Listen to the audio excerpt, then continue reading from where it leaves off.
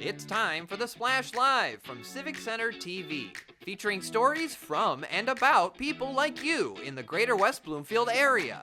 Simulcast on cable, 89.3 Lakes FM, social media, and the web.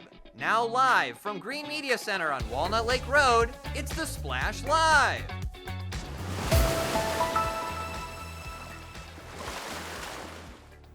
Live, local, social, it's the Splash Live on Civic Center TV and 89.3 Lakes FM. Thank you so much for being here today.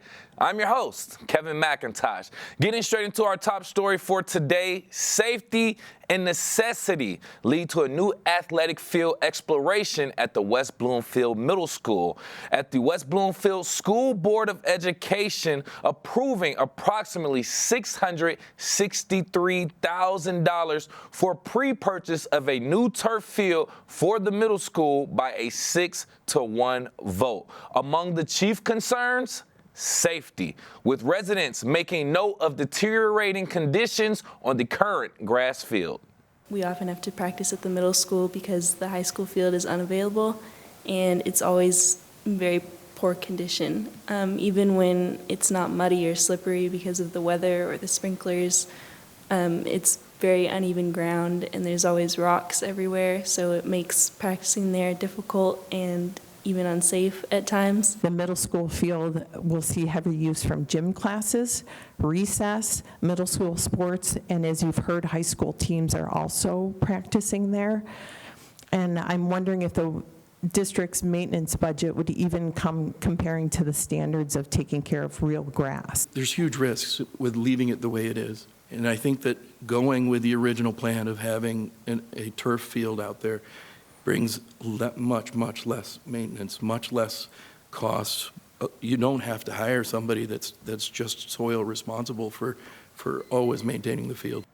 And from an athletics perspective, the middle school field is vitally important for middle school classes and sports, but also to accommodate an ever busy practice schedule for sports across the district year-round. When I talked to Eric Pierce, our athletic director, just a couple snippets from his information to me as we were studying this, he said it's necessary to use every bit of space on the high school campus as well as other areas in our other schools for daily practices. He gave me an example of during spring sports. Those fields are booked out there. They start with girls soccer at 2:45 p.m. and it runs all the way up to 7:30 p.m. for boys lacrosse. And he said in addition to using the high school field, they also use and need to lean on other facilities in the district. Daily, our students use the field during lunch. Our physical education classes frequently utilize the field, taking advantage of the outdoor environment to promote health and wellness through engaging active lessons. It gets so much use, and during inclement weather, basically turns to mud. So they've had a lot of conditional issues with that field. And while turf field was essentially considered during the initial building of the West Bloomfield Middle School, Board President Stacy Brickman says that other necessities were prioritized financially, with the turf option being something that could be explored later if the need presented itself as it has today. We would send out a survey. We have 3 different designs that we've come up with. We would send that survey out to the middle school students, but also the incoming 5th graders at all 4 elementary schools. We would work to bid out that bid package in February. And then we would, review the site work bids at our March 10th study session for a vote on the 17th of March. And we would plan to complete that work over the summer break. And there's some exciting news that also comes with it. Students will have an impact on the new look middle school field as well. We probably could have done it, but we were holding back a little bit. There was a little bit of worry because furniture, fixtures, and equipment were not purchased yet. That happened in 2020-21. We have a shortage of practice fields for our 30-something varsity sports that I think about 70% of our students participate in athletics, or 65. Knowing that our students should have an equitable playing field, whether they're at the high school or the middle school practice field, is very important to me personally. Plus, I think that the downtime of waiting for a field to heal before you can walk on it again, and then have 4 classes and a recess on it, you're not going to be able to use it after school. And once again, what you just heard was School Board President Stacy Brickman once again explaining that other necessities were prioritized financially over the turf field during the initial building of the West Bloomfield Middle School. There are still ways to go until everything is in place for this brand new turf field for West Bloomfield Middle School, with proposals on drainage and other keys to the design phase to come to the board in the few months ahead, with the initial timeline for completion of the field estimated to be over the summer of 2025. For more information on the new field, you can view the entire January school board meeting on demand on our website at civiccentertv.com. Holocaust Remembrance Day at Zeckelman Holocaust Center. It was actually earlier this week, and yesterday was International Holocaust Remembrance Day, and people from all across the area were able to understand the tragedy of the Holocaust thanks to a visit to the Zeckelman Holocaust Center. Our very own Jake Schaff has the story. With a recent rise in hate crimes, it's more important than ever before to look back and honor the lives that were lost due to anti-Semitism. Recently, the Zeckelman Holocaust Center celebrated International Holocaust Remembrance Day by inviting citizens inside with free admission and to have them observe the turmoil of events firsthand. I had the chance to speak with some of the visitors of this exhibit to hear their thoughts on everything and how these feelings can be attributed to today's climate. I found it very emotional. I'm of German descent. My family emigrated from Germany when it was still Prussia. And so we have ties there still. And I found it very emotional, very sad that the Holocaust is what it is. And I also found a lot of correlation with what's going on in our current political climate, things that have happened and are happening again. And we're already on the road, and a lot of the things have already happened, and I think on a day as important as today, it's important to be here and remember what happened before and how it happened. This is extremely powerful, and I don't know how these people are denying that this happened, so that's what strikes me most. And I'm like, every generation should preserve this, so make an effort to preserve this. So spread the word against hate and anti-Semitism or any kind of hate towards anyone. This is helpful in that it shows what can happen when people just stop caring or start succumbing to peer pressure in one way or another from their moral compass. So it's really an individual responsibility to keep your moral compass, or if it is wrong, to recognize it and try to always improve your, I think it's spiritual at its core, doesn't matter what religion you believe in, but that tolerance of all forms is necessary for freedom of all people. If we're no longer connecting to people who have been first generation going through it, it starts to feel like a story and not a reality. And it's harder to stay connected to it, and it's harder to fight against people who are telling you it didn't happen. So it's important for us to keep these stories alive and bring children through these exhibits and teach them and not take away the history, and make sure that they know the history so that they can develop empathy and strength. Sometimes it's looking back on a very painful past that helps shine a light and create promise for a much brighter future. The center takes away that same feeling of hope and guidance as we look on to the years ahead. For Civic Center TV, I'm Jake Schaff. Thank you again for that story, Jake. As we continue to celebrate Holocaust Remembrance Day, and our hearts go out to the residents of Greater West Bloomfield who have been survivors of the Holocaust as well. Our hearts and prayers go out to them, and we want to thank Zeckelman Holocaust Center for allowing us to share that story as well.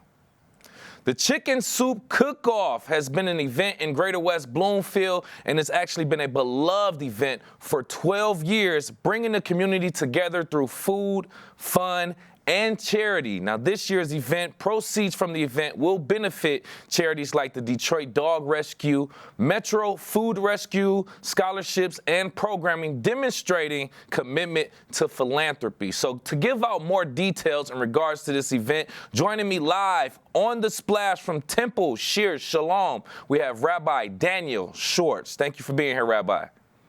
Thanks, Kevin. Great to be with you. Thanks for having us on. We appreciate this first and foremost. Let's just start with the details of this event, the who, what, where, when, how of this event for people who are listening and watching now. Great. This is the 12th annual Chicken Soup Cook-Off that Temple Shir Shalom has put on. It is going to be this Sunday, February 2nd, from 12:30 to 2 p.m. at Temple Shir Shalom. It is open to the community. It's an event that we expect hundreds of people to come in and to taste 24 different chicken soups, from matzo ball soups to chicken noodle soups to contemporary creative soups, and all, as you shared before, will help benefit a number of different organizations, Detroit Dog Rescue, Temple Shir Shalom, Metro Food Rescue, and others as well. And there's an auction that we have, a silent auction, on a lot of great prizes, door prizes to be able to win as well, and a lot of caterers, markets, restaurants in our area that are going to be a part of this. Ooh, okay, nice. You said over, if I'm not mistaken, over 2 dozen or just about 2 dozen different chicken soup recipes. Had no idea there could be so many. And this is chicken soup season, by the way. So I want to kind of get into, we're talking about the 12th annual here. So let's just go into the history of it, if you don't mind. What kind of started this annual event first and foremost, and how has it evolved over the 12 years? So it started, I actually participated in a chicken soup cook-off when I was a youth group advisor at a synagogue in Cincinnati, Ohio. And when I came here and was ordained as a rabbi and began here at Temple Shir Shalom, we thought it would be a fun activity to be able to bring, and a great way to help our community come together and just enjoy some chicken soup from local restaurants. And so we started that in 2010. We took a couple of years off after COVID, and then this is our second year back doing it. And we've got a wonderful variety of those restaurants up and down Orchard Lake, but also elsewhere as well. So we've got a lot of West Bloomfield restaurants and markets, Market Square. We've got a new restaurant this year, My Big Fat Shawarma, that's in Crosswinds, that's a part of it, Napolitana in West Bloomfield, and then the delis up and down as well, Val's, Tony's, Stage, Pickles, and Rye. A lot of great things to be able to try. Nice. Okay. So I want to kind of match some things up real quick, right? This, some people could say this could seem like a random event, but I want you to make the connection as how this event reflects the values and the missions of Temple Shir Shalom with the Greater West Bloomfield community. Excellent. So this is just a feel-good event for us. Chicken soup, we traditionally, for the Jewish community, we eat it at a variety of different times throughout the year. At different holidays, there's matzo ball soup for Passover, chicken noodle soup. It's the Jewish penicillin. When somebody gets sick, we come home, we have chicken soup.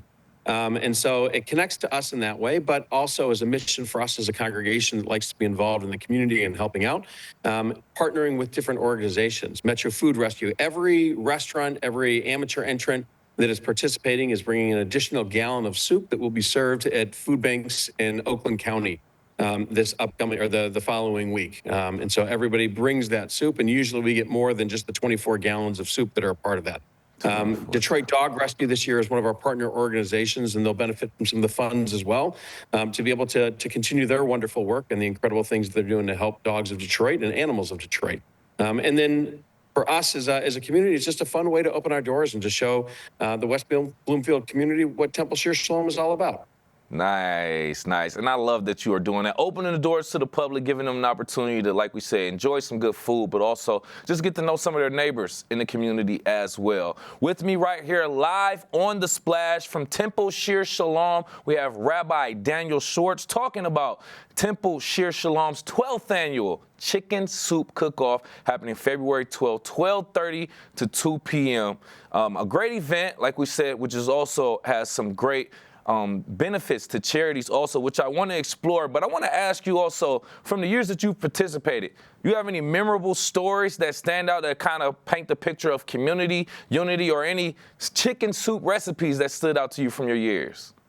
There's a few that always stand out. We have a member of Temple who, so one of the things that you get to do as a taster at this event this Sunday is you get the opportunity to vote for the People's Choice Award. So we have a panel of judges that will be judging professional soups and amateur soups, but then every single person that enters the door gets a ticket, and you get to vote for the soup that you like. And year after year, people love a member of Temple. His name is David Grossman.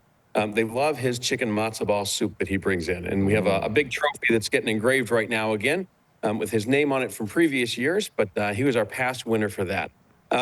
Memorable soups, we had a year where there was a studio that entered a vegan chicken soup, and that was definitely a memorable soup to be able to enjoy and for people to try. But then there's the regular soups that are always there that are always delicious too.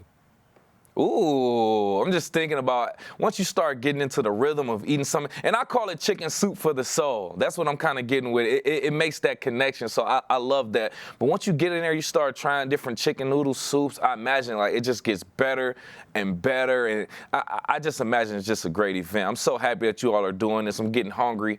I want to connect our charitable event of the charitable portion of the event, I should say. How do the proceeds from this event directly impact these organizations like the Detroit Dog Rescue or Metro Food Rescue? So each organization gets a portion of the proceeds, and they can use it in whatever the way they want. It's a donation to them to be able to have. And so Detroit Dog Rescue, for example, they'll use it, I imagine, to help the animals and rescue more dogs and take care of them in our community. Metro Food Rescue will be able to continue to do the wonderful work they're doing, rescuing food from different places and helping provide, I think it's over 20 different food banks in Oakland County that they're providing food for. But they also have connections to all sorts of other food banks in the area and are making sure that you have extra food here at Temple from an event. They'll come and pick it up and they'll bring it to different places. So it'll go to support them in their work that they're doing. Good. And some of the money that's raised helps kids in our religious school, provides scholarships for them to be able to participate in things, and our young adult group to generate new types of programming that they want to do as well. So even if chicken soup is the draw, the charitable benefit should be the stay, ultimately, because that's a great thing that we like to see right there. Now I want to pick your brain in regards to some of these local businesses that I'm seeing on this flyer. I think it's important for us to kind of point that out, right? I'm looking at My Big Fat Shawarma, Kroger, Leo's Coney Island, just a few different, Plum Market, a few different local businesses. Can you get into some, how the role of local businesses and sponsors make this cook-off a success, and how do you kind of get them to go along with this event as well?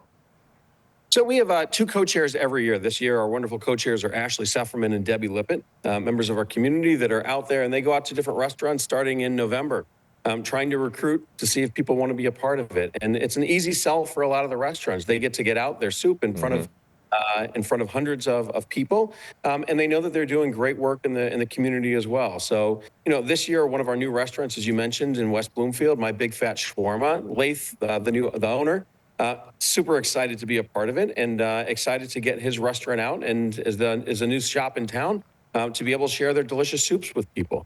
And we have people like Napolitana. Tony at Napolitana has been doing this for years and just sees the benefit of helping the community and being a part of it as well. He's, I think, often closed before we start the cook-off on Sundays, but comes in early that day to be able to prepare it and make sure that it's ready for us, and always excited to be a part of that as well.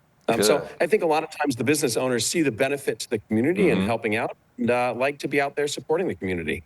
I love just seeing different organizations, businesses come together. And I always highlight that right here on The Splash, how different events are made possible for the greater good of the community by organizations coming together. With me right here live on The Splash from Temple Shir Shalom, we have Rabbi Daniel Schwartz talking about Temple Shir Shalom's 12th annual Chicken Soup Cook-Off coming up February 2nd. Just a few more questions before we let you go, essentially. Besides full stomachs, what do you hope attendees take away from this event? It's a great event to get to know the members of the community. We have, the new police chief, Chief Young, is going to be one of our celebrity judges that's a part of it. So you'll see members of the board of trust, the members of the board of West Bloomfield that are here. We'll see the police chief that's here. We get a lot of people out, and it's just a great way to see others in the community and to celebrate a good day and leave with a full stomach, as you said. Some good food, too. Hey, Rabbi, we appreciate your time. Lastly, just give out those details of the event again for anyone who may have just joined us.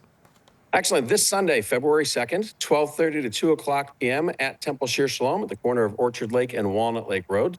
And you can buy your tickets in advance so you don't have to wait in the lines at the door, and they'll be at the will call at shearshalom.org/CSCO or just www.shirShalom.org. And we look forward to seeing you. Thank you again for your time and your information. From Temple Shear Shalom, Rabbi Daniel Schwartz. We appreciate your time, sir. Thank you so much for having us. Love to talk about it. Chicken soup for the soul. If that doesn't get you hyped, especially with the charitable portion of the event, I should say, then I don't know what will. We'll continuously keep you updated with that event and others right here in our greater West Bloomfield community. It is also tax season. In case you are a W-2 employee or if you own your own business, you know it is about time to get those documents prepared and ready to turn in so you can file your taxes properly. So to give us a little bit more help right here on The Splash, joining us is a certified public accountant right here in the West Bloomfield area. We have Leslie Jones, CPA. Thank you for being here, Leslie.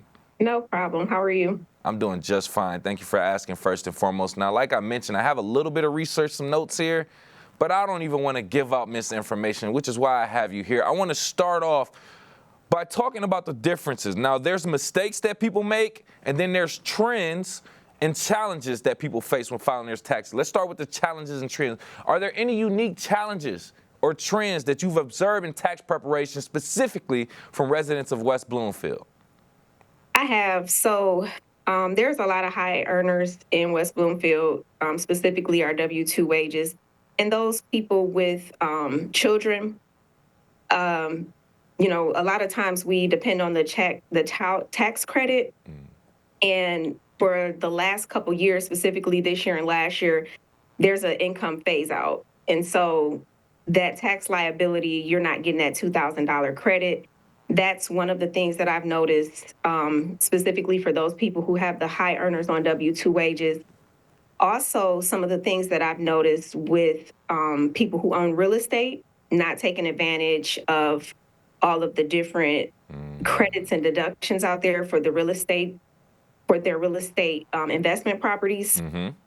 And then lastly, one of the things I noticed was, the people who work from home, right? So there's a lot of people that are working from home in West Bloomfield. A lot of times they have jobs in different states. I've noticed that sometimes they don't withhold tax in that state, but they're earning income. So you just have to be careful and make sure you're working with a tax professional who can help you navigate making sure they're paying the right amount of taxes for those specific states. Ooh, Leslie, I'm gonna be honest, that sounds like some muddy water that you can get into a lot of trouble with if you are not filing your taxes correctly. So let's go into the second part of that, which are the mistakes. What are some of the most common tax filing mistakes that you see amongst some of your clients, and how can they avoid them? Sometimes, people want to use their last W-2 to file their taxes. That's a big mistake. Not proactively tax planning throughout the year, and then having a huge tax liability during tax season. And then not coordinating. So if you are, say, separated or divorced, not coordinating with your other half on who's going to claim the dependent. Good point. Good point. That is a conversation that should be had in regards to receiving or even benefiting from that child tax credit, like you mentioned before earlier. So thank you for pointing some of those things out for our listeners and our audience in general, because like we said, we are in tax filing or tax preparation season. Join us right here live on The Splash, CPA from West Bloomfield, Leslie Jones, talking about tax preparation and filing in the 2025 tax season. Now, property taxes. How do you see West Bloomfield property taxes impacting residents' financial planning? And are there any exemptions that they should be aware of? So there is an exemption. It is called the principal resident exemption that a lot of people don't know about, but it has to be your primary residence. The property taxes in West Bloomfield, they're a little higher because obviously the properties are a bit higher in the state of Michigan. But this particular exemption, you would have to actually fill out an affidavit and submit it to the state. Okay. Thank you for giving us that information. If you are a homeowner in the state of Michigan, specifically Greater West Bloomfield, please take advantage of tax credits like that. It'll definitely save a little bit more money in your pocket towards the end of the year. I want to ask you also, we mentioned W-2 tax filings a lot, which is just individual employees earning from their employers. What about business? Do you involve yourself in business taxes also?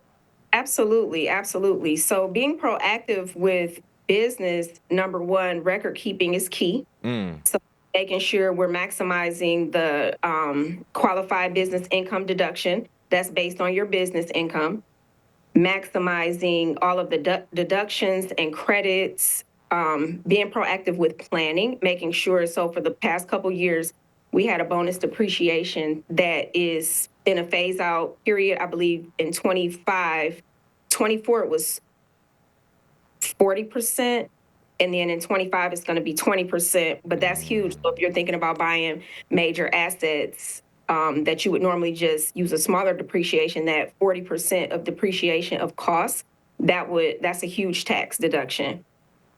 Some of the other items to consider for small businesses would be business structure, just making sure with, your tax professional or CPA that you're in the correct business structure, so you're getting the most benefit based on your certain individual business activity. Perfect. Thank you for those tips, those best practices for small business owners right here in the Greater West Bloomfield area. Even if you are working from home, those are some great tips for you to keep in mind. But I also want to ask, keeping it on that scale, are there any common mistakes that you see from business owners when it comes to filing their taxes?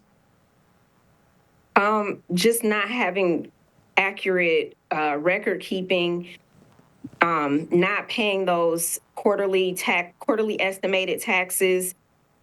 You have to do check-ins throughout the year, because if your income is high, you need to be sending in, if you're self-employed. And then also ignoring like the Uber drivers and DoorDash, that is considered self-employment income. And most people don't pay taxes, but it's still income. So you have to send in estimated tax payments based upon income. Good point. That's a huge common mistake that I've seen. Oh my goodness! Wow, great point right there. I know a few friends who have drove DoorDash or Uber Eats or Uber or Lyft, and I don't ask whether or not they file those taxes, but that is something that people should keep in mind, because they don't take taxes out when you are driving DoorDash or Uber Eats. So it's literally your responsibility as an independent contractor to make sure you do file those taxes at the end of the year, and we appreciate that information. Once again, joining us live on The Splash, Certified Public Accountant, CPA from West Bloomfield, Leslie Jones, talking about tax filing preparation and best tips and practices as well. There have been a few different changes and updates when it comes to federal and state tax laws.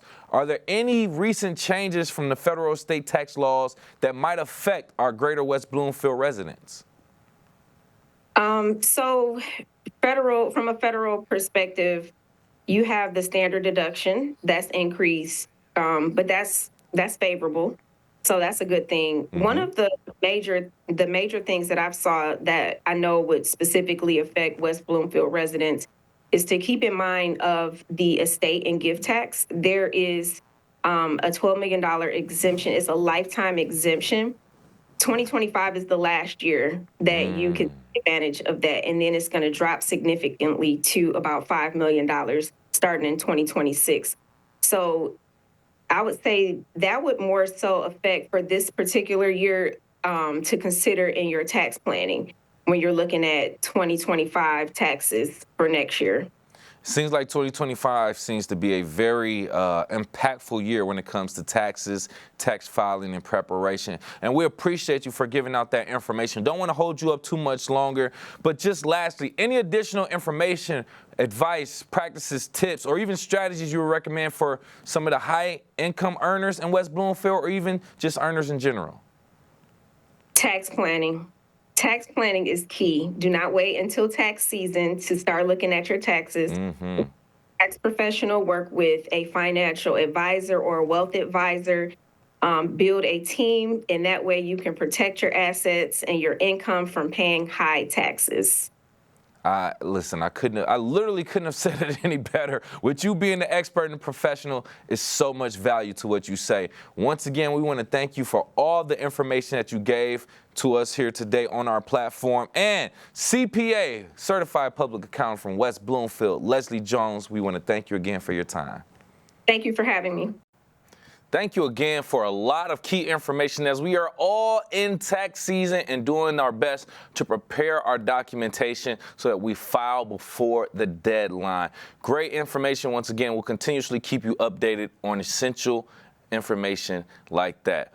And we also will be talking about local businesses and how they could be affected by some national changes. We'll get into that and so much more. That's coming up. We are live, local, social. It's The Splash Live on Civic Center TV and 89.3 Lakes FM. We'll be right back with The Splash Live. Want to enjoy Civic Center TV on your social media? Find us on Instagram at Civic Center TV. Get notified when we upload one of our interviews, full episodes, and more. Thank you for watching and listening to Civic Center TV and 89.3 Lakes FM. I'm Gina Gregory, president of the Greater West Bloomfield Historical Society. I'm excited that Civic Center TV has reached 1 million views on YouTube. Congratulations. That's just terrific. We appreciate everything Civic Center does for the Greater West Bloomfield Historical Society and the community. For us, they promote and highlight our events. It's awesome to have them available 24/7 on YouTube.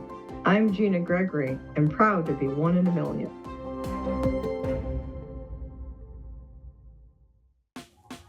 Last week, Brandon met a girl on a dating app. One day after work, he finally found the courage to ask her out. No answer. He started to panic. Was he being too pushy? Maybe it was too... Hey, sorry I didn't respond. I was driving. I would love to go on a date. How does tonight sound? Brandon tried to play it cool, but inside he knew. A girl so smart, so responsible. She must be a keeper.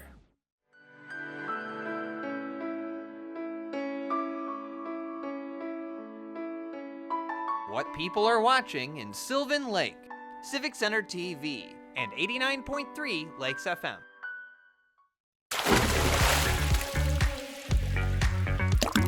And now, back to The Splash, live.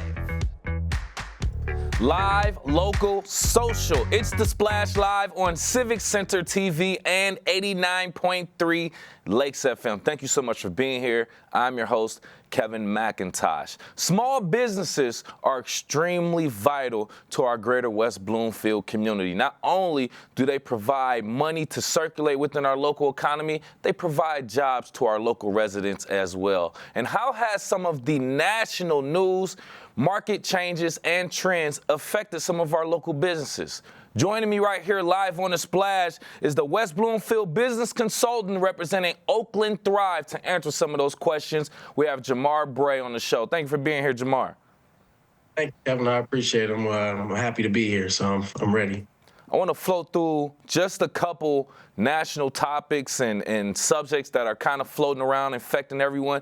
First and foremost, inflation. How, from your perspective, how is local inflation impacting some of our small businesses right here in the greater West Bloomfield area?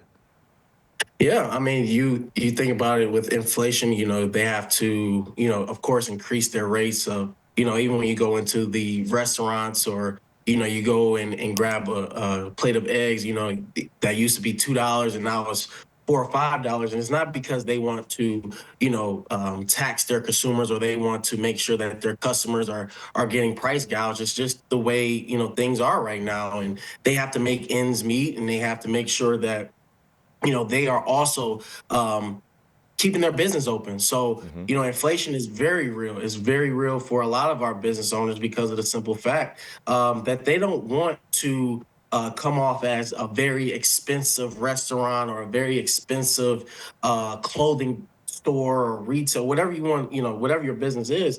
They don't want to come off as, being too price dedicated. It's just the way things are right now. So a lot of times with how to kind of mitigate those things, sometimes you have to negotiate. You have to negotiate with your supplier. You may have to go, over somewhere to another supplier and say, hey, this is the price that I'm getting. Can I get this for wholesale? I've been in business for 10 years, and I can't keep, price gouging my consumers. So a lot of times you have to negotiate with the supplier, and hopefully you can get those resources at a reasonable cost, so you can keep costs down for your consumers.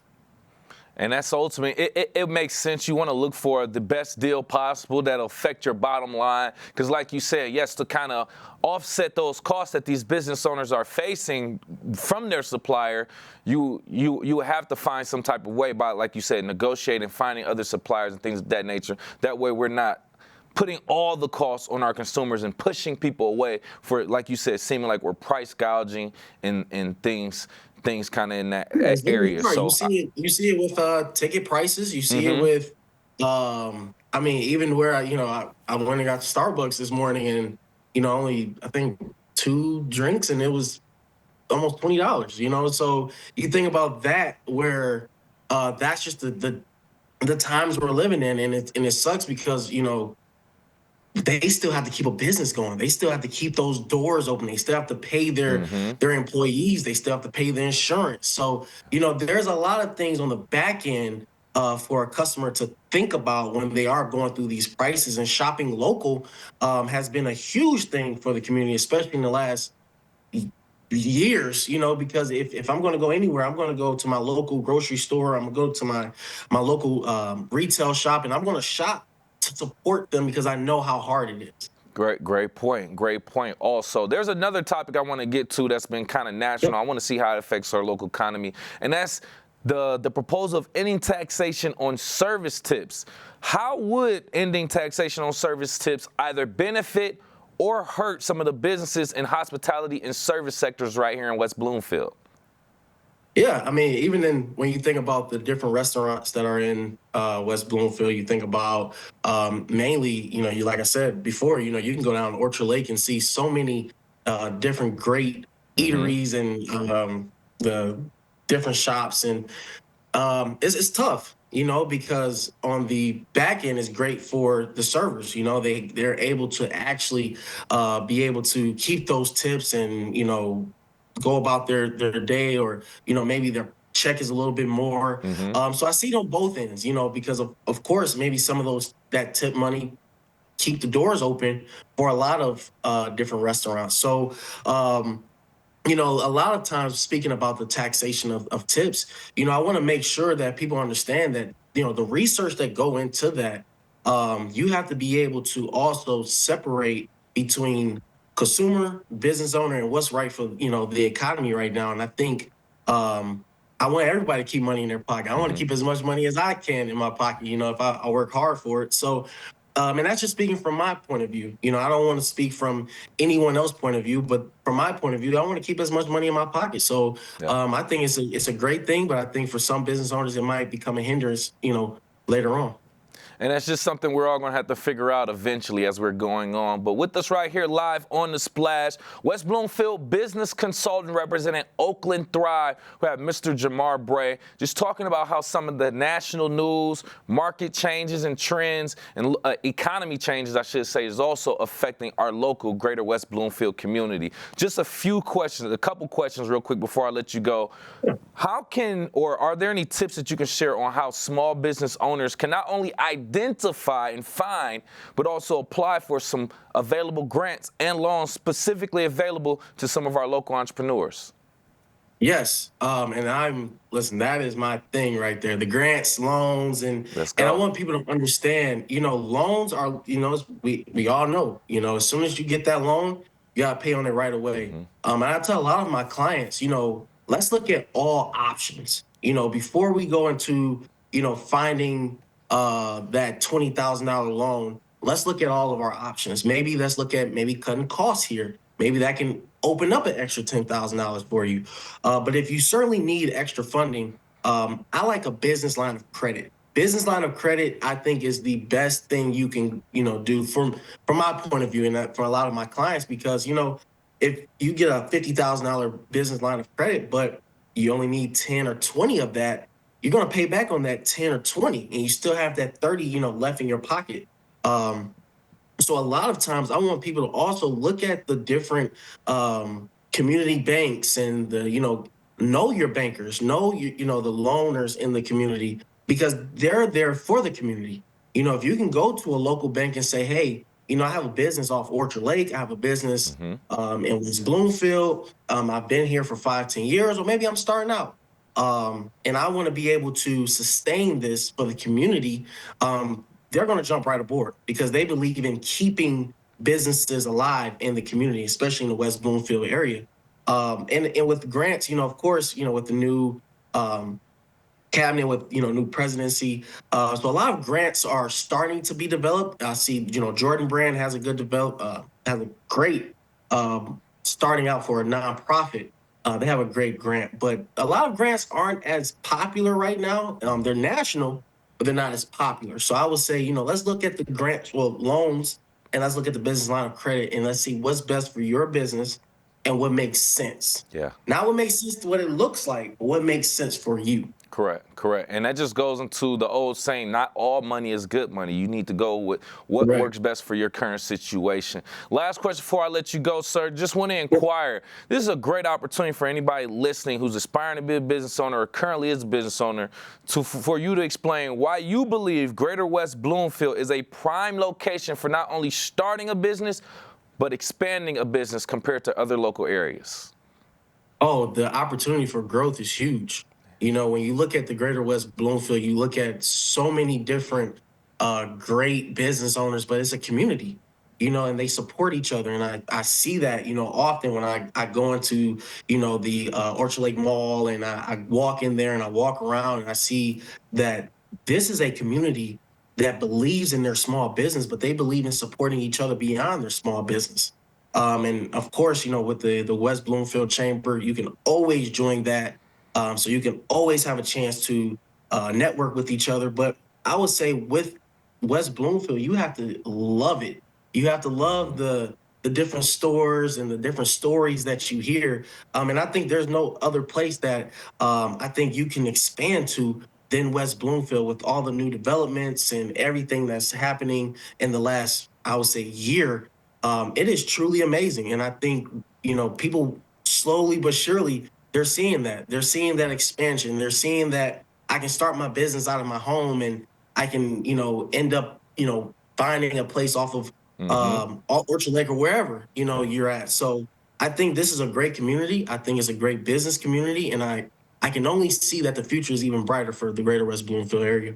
Always looking at the glass half full. I appreciate you for putting that in perspective and letting people know why this is a great place to expand your ideas and your business. Once again, West Bloomfield business consultant representing Oakland Thrive, Jamar Bray. We appreciate your time, sir. Thank you, Kevin. I appreciate you. You have a good day. Yes, sir. You have a better one. And we'll continuously provide all the information from local professionals and experts to help expand and start your business right here on Civic Center TV. Did you know that West Bloomfield's Rotary Club has an associate club for high school students called the Interact Club? And they are putting in their efforts to make a difference not only locally, but worldwide. Joining me right here live on The Splash are some members of the West Bloomfield Rotary Club and Interact Club. We have Ginger Winter and Neil Kamif joining us on The Splash to talk about their efforts. Thank you both for being here.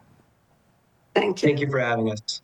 We appreciate this first and foremost, and I just want to kind of talk to you both about Rotary Club in general and your two clubs, the Interact Club and Rotary Club itself. Starting with you, Ginger, if you don't mind, let's just give a brief overview.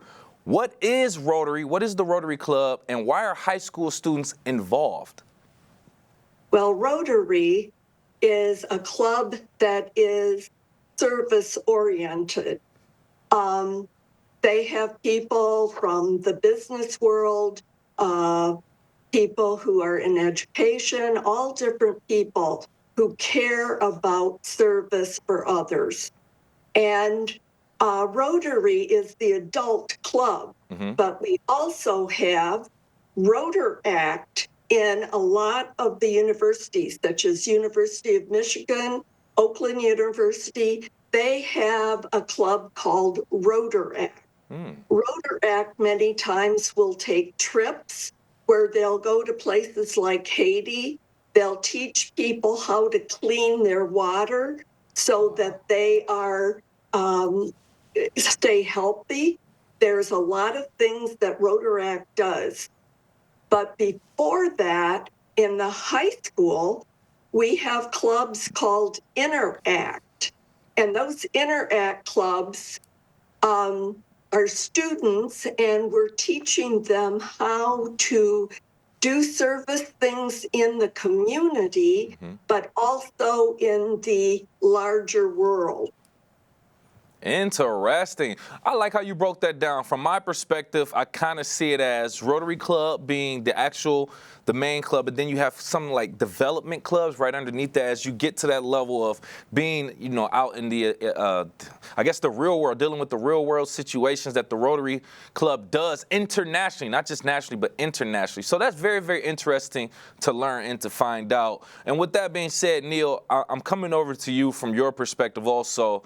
How do you feel the Rotary Club of West Bloomfield, the Interact Rotary Club of West Bloomfield, involvement in supporting local organizations or partnership like Shelterbox, which I see that you all are partnering with? How does that shape the students' understanding of global and local services? Right, of course. So Interact Club, as Ms. Winter said, is the high school version of Rotary Club, and we work closely with them to develop these events. So they help us generate ideas and fundraisers for various causes. So Shelterbox is one of our main causes where we help set up stands for Shelterbox within the high school and at high school events. Like, first and foremost, we set up at our family fun night at West Bloomfield. We actually brought a Shelterbox in and we set one up. And we had our Interact Club members give tours of the Shelterbox and try and kind of sell and try to raise some money and donations for this great initiative of the Shelterbox, which is basically a small shelter which are set up for those in needs when their homes are destroyed in natural disasters such as the Palisades fire or hurricanes. And so, yeah, our Interact Club members, they gain this kind of connection to Shelterbox and to the greater world by understanding, like, they're giving the tours and then they're selling and trying to sell Shelterbox, and they're showing people all these tools and how it's been helping around the world. And so that kind of just allows them to learn more about all these initiatives that are going around in the world, and then kind of just give back to the community and let the community know. And it's just a really great learning experience to understand, what is Shelterbox, and then how can we help them, and how can we connect it to our local community. And yeah. Wow. Okay. So I gotta kind of consume that a little bit more. So a Shelterbox. Shelterbox is if I'm not mistaken, it's essentially an entire organization. It's a whole nother organization that Rotary partnered with. And essentially they provide a giant box that'll have a bunch of different essentials in there, from a tent to flashlights and batteries, a shovel, and I would imagine so many other things in between that to help people adjust to possibly losing their entire lifeline, their entire livelihood through natural disasters, like you said, whether that's domestically right here in the United States or internationally. So I would imagine that helps the students understand a little bit more about the world news and world issues overall, would you say? Exactly, Perfect. exactly. Perfect. So yeah, understanding those natural disasters and how we can help is exactly what Shelter Box is about. And, making a difference in the greater world and not just our local community. Okay.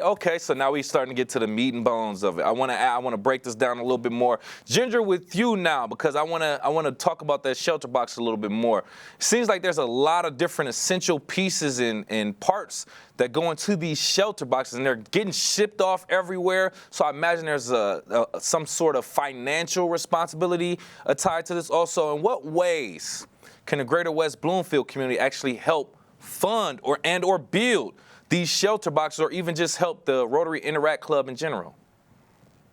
Well, there are people, anybody can purchase a shelter box, or they can purchase, and they can do it online. All they have to do is look up shelter box or Rotary shelter box online.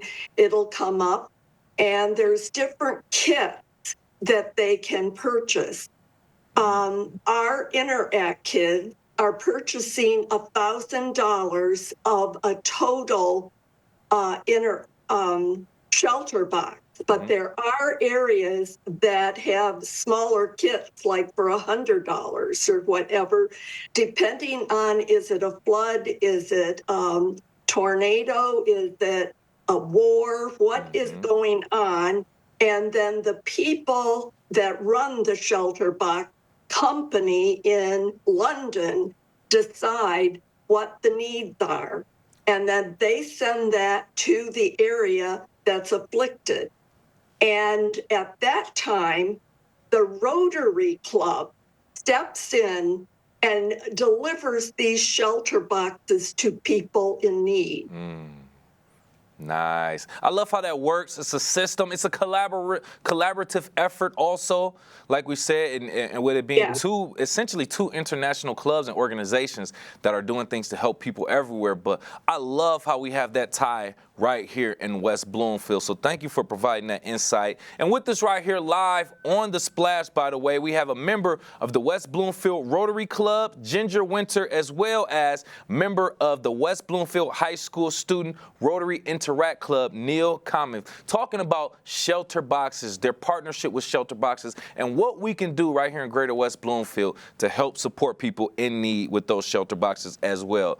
Ginger, kind of going back to you, I want you to expound on a little bit of this global issue with the local tie that we have. How does Rotary's partnership with Shelterbox specifically strengthen those ties between our local club here and then the international relief efforts?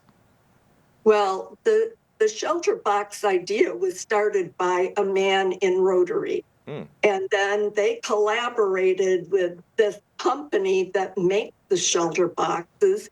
There's 7 different places where they're deployed close to where the emergency is, be fires or tornadoes or whatever it is.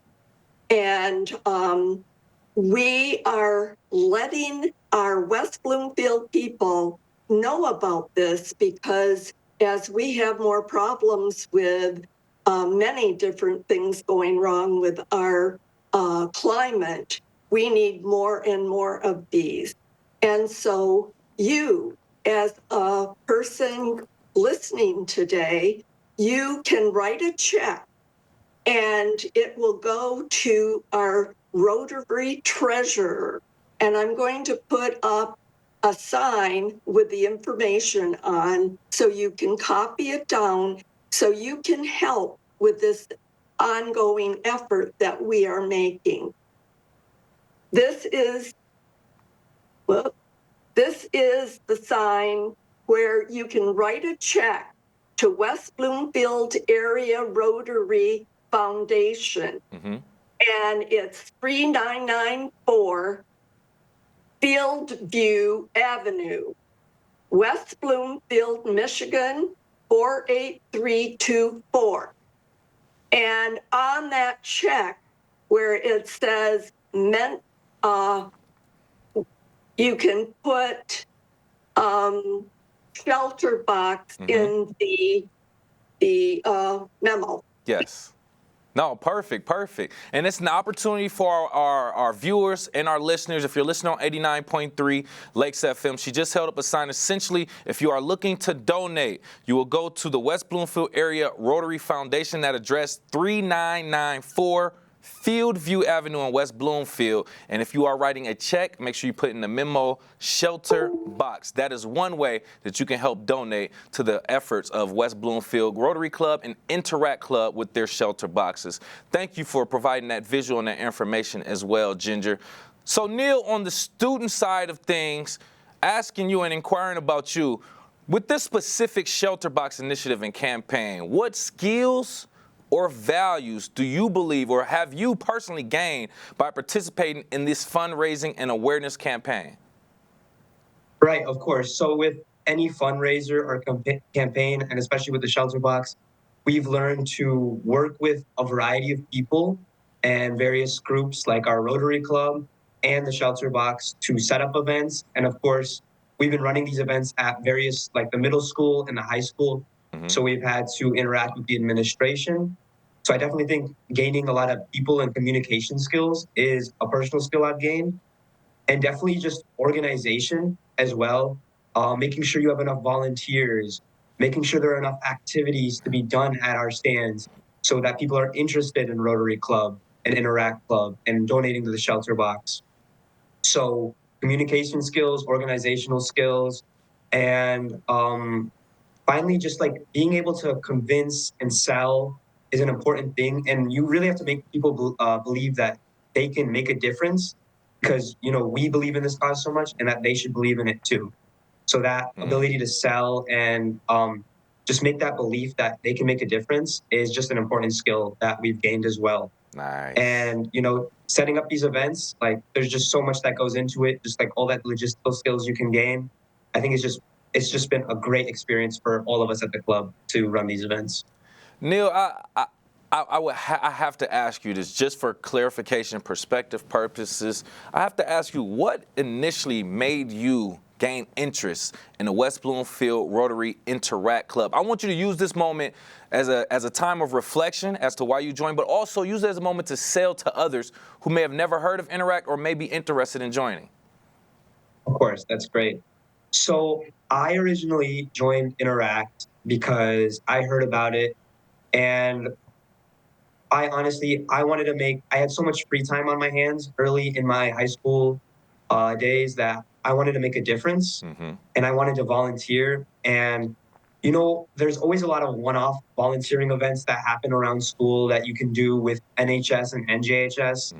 And I wanted to be making a consistent difference, you know, every single month, being involved in various events. And I wanted to be doing it with people I knew, like that were around my high school and my friends. And I saw Interact Club and I just thought that's perfect for me.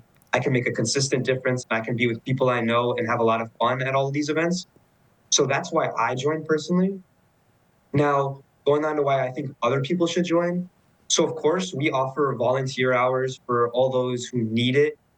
But I think a bigger thing, me personally, is that we're allowing a lot of young people to make a difference in their local community, which I don't think a lot of people get that opportunity a lot.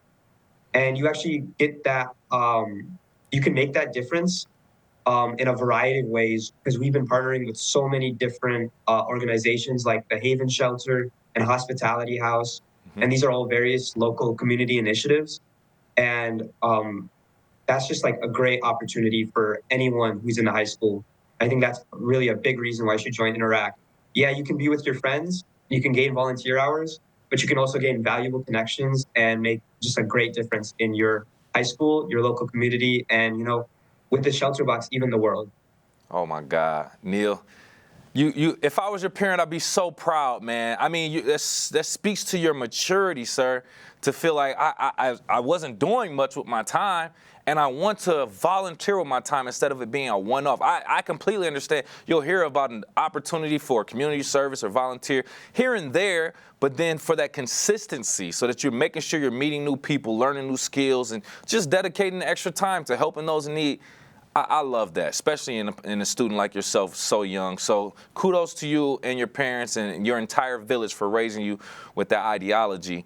Ginger, moving on to you, essentially just want to know Are there any other future plans for the Rotary Club, Rotary Interact Club, that you want to let people know about, how they could possibly get involved, and things of that nature, please? Well, we have many things with the Rotary Club that we do, delivering meals at Thanksgiving and lots of things like that. But I think it's so important that people are aware of what Rotary does, the camaraderie, the fellowship that we have with one another. And it really helps. I have enjoyed so much being a chair of the Interact Kids. They're learning so much through doing. And when they're doing things, helping people at retirement places, spending time with people in the community, it really is such a valuable experience. So. And we want to thank Ginger Winter and Neil Comet for joining us right here live on The Splash, representing West Bloomfield Rotary Club and West Bloomfield Interact Club. For more information, visit them on Facebook at West Bloomfield Rotary or go directly to their website, westbloomfieldrotary.org. For everything that's happening, people, places, things, events that affect your daily commute and daily lives right here in Greater West Bloomfield, stick around for the program for more things. I'm your host, Kevin McIntosh. We are live, local, social. It's The Splash Live on Civic Center TV and 89.3 Lakes FM.